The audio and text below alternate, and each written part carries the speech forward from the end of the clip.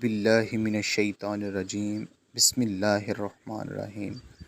औरतों के मसाइल को मद्देनज़र रखते हुए आज हम जिन दो चीज़ों को डिस्कस करेंगे उनमें सबसे पहली चीज़ तो ये है कि क्या औरत का ज़ेवर पहनकर नमाज़ पढ़ना जायज़ है, और दूसरी चीज़ जो हम आज डिस्कस करेंगे वो ये है कि क्या औरत का बारीक दुपट्टा या चादर ओढ़कर नमाज़ पढ़ना जायज़ है।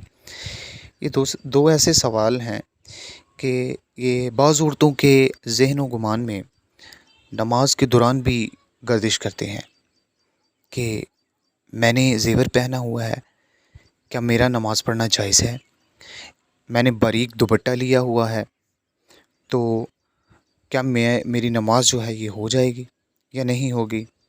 बाज़ औरतें तो ये भी सोचती हैं घर में नमाज़ पढ़ने के दौरान कि घर में तो कोई नहीं मुझे देख रहा, तो बारीक दुपट्टा लेके वो नमाज़ पढ़ लेती हैं। अरे अल्लाह की बंदी, कोई नहीं देख रहा, खुदा तो देख रहा है जिसकी बारगाह में पेश हो रही हो। तो इसके बारे में अहादीस में क्या हुक्म है उसे हम जानने की कोशिश करेंगे। पहली चीज़ की तरफ आते हैं कि क्या औरतों का ज़ेवर पहनकर नमाज़ पढ़ना जायज़ है। तो जी हाँ, औरतों का ज़ेवर पहनकर नमाज़ पढ़ना जायज़ है, यानी कि औरत ज़ेवर पहनकर नमाज अदा कर सकती है। तिरमिज़ी शरीफ से ये हदीस नकल है। इसी तरह दूसरी चीज़ की तरफ आते हैं कि क्या औरत का बारीक दुपट्टा या चादर ओढ़कर नमाज़ पढ़ना जायज़ है। तो जी नहीं। जिस दुपट्टा या चादर से औरत के जिस्म का हिस्सा या बाल नज़र आए, इससे नमाज नहीं होगी। जब आम हालात में औरत को बारीक लिबास और बारीक दुपट्टा ओढ़ने से मना किया गया है, तो फिर बारीक दुपट्टे से नमाज कैसे अदा हो सकती है। इसी तरह ये बात जो है हदीस से भी साबित है।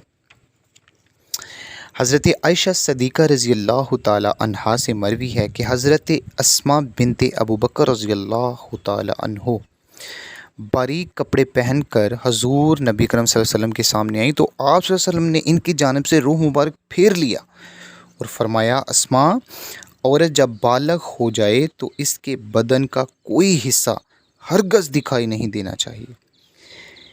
यहाँ पे एक चीज़ नोट करने वाली है। आज हम शहरों में, बाज़ारों में, मार्केटों में या विज़िट प्लेसेस हैं जो हमारी, वहाँ पे चले जाएं तो औरतों को अगर आप देखें तो उन्होंने अबायाज़ पहने हैं, बुर्के पहने हुए हैं, लेकिन वो बुर्के इतने टाइट हैं, इतनी फिटिंग हैं कि औरत के अज़ा जो हैं ये वाज़िया नज़र आते हैं।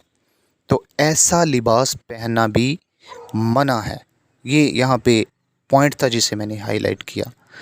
बुर्ख़ा आप इस कदर ढीला डाला लें, खुला लें कि आपके बुर्खे का मतलब क्या है। असल में बुर्के का मतलब ये है कि आपके जिस्म के जो अज़ा हैं वो वाज़िया ना हो, वो नज़र ना आए। तो ये बात हदीस से भी साबित है।